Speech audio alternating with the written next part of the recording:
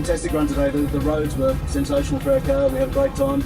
We didn't really have a battle on with those guys. Their four-wheel drive was a lot quicker, but very sad that they crashed.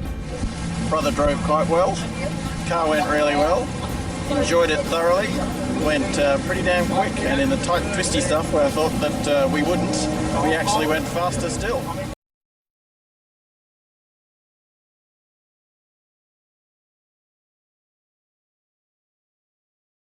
So today we're at Adam Kaplan's workshop, and we're having a look at his Walkinshaw and talking a bit about his experiences in Targa. Tell us, Adam, how long have you been running in Targa events? I know the answer to this one now. Very good. So I've been running Targa events for 22 years now. Next year, the 25th anniversary will be my 23rd Targa. Right, okay. And what sort of car did you start out in? Very first car was a Ferrari, an old Ferrari 308 GT4, and entered that, ran really well until we crashed, and then worked out I needed to do a bit more preparation work. So what sort of preparation did you think was lacking when you were running the Ferrari?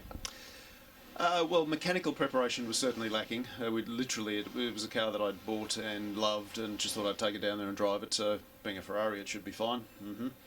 Might work for Porsches, doesn't work for Ferraris, but certainly after we had a little crash, and it was only a little crash, I worked out very quickly that safety preparation is key, and roll cage in particular. So what sort of things would you particularly recommend to a newcomer into the sport? Well, I would suggest that you start spending your money on safety items.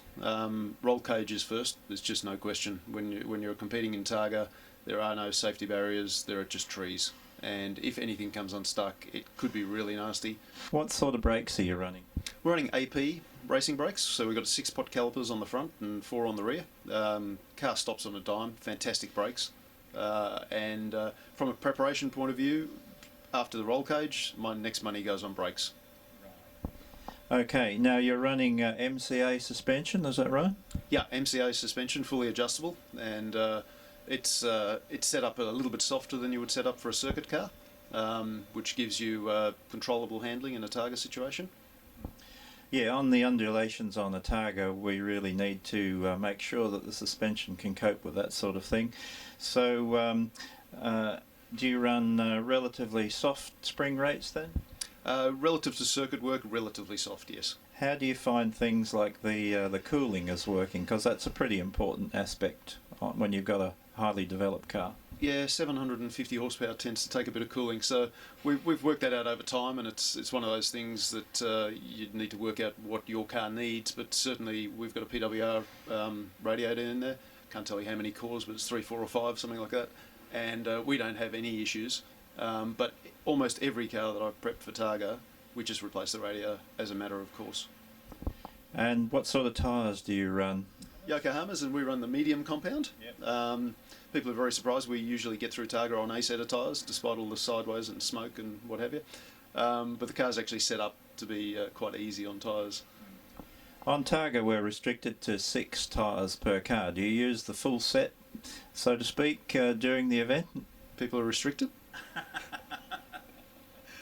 We, as an example, last Targa in the BMW, we could have got through on 4 tyres. We didn't start with new tyres, we used tyres that had been in a different event, and we got through just by rotating using 6 tyres, but if we'd have started with a fresh set of tyres, could have got through on 4. Walkinshaw, we use all 6 tyres. Okay, attitude is a really important aspect of Targa and long events like this. What are your thoughts on this? Yeah, crucial. Targa's an epic event, and anybody coming into it with a circuit racing mentality, or coming into it for the first time and thinking they're going to win it and prove something, is probably on a heading towards a crash. And if not a crash, certainly a mechanical breakdown. It's the kind of event where you sort of need to be able to pace yourself, pace the car, and get through it. I'd suggest to anybody coming into it for the first time, they really need to have a think about what their outcomes are. Finishing the event is a milestone in itself. Come back and win it the second time when you really know what it's all about and where the dangers lurk. Well, we've seen some pretty high-profile drivers come badly unstuck on things like Targa. Yeah, sadly, some have come unstuck quite badly, but there's been a lot of very high-profile drivers that have just had crashes because you can't just come with a circuit racing mentality and attack Targa. It usually attacks you back harder. So how long have you had your brother navigating for you? My brother's pretty much navigated in every single event I've done, so that's about 23 odd Targas, so 23 years. Over long experience and hard experience, we've sort of learned that if the navigator tells you he's feeling a little bit uncomfortable with your driving, or he thinks you're going a bit faster than perhaps you should, that's a good time to stick your ego back in your pocket and slow it all down.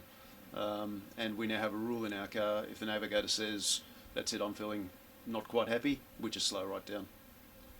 Okay, it's really important to develop that, if you like, comfort level with your navigator too, and get used to them, because pace notes is a pretty unique sort of a thing to get used to. Yeah, well, it's a unique event because you can't do it without a navigator and they can't do it without you, so you both need to be on the same page. You both certainly have the notes, that helps. But you both need to have the right attitude and be going into it right. And as a driver, you do need to take into account that it might be a family member, it might be somebody you've employed, it doesn't really matter. You're kind of responsible for their lives, so you just need to take it with that degree of seriousness. Yeah, it's a pretty heavy responsibility, really, if you think carefully about it. It is, and it's probably not one of the things that any of us want to think too carefully about, but that should probably be your guiding attitude. You've got another person in the car, and it's your job to get them to the end in one piece.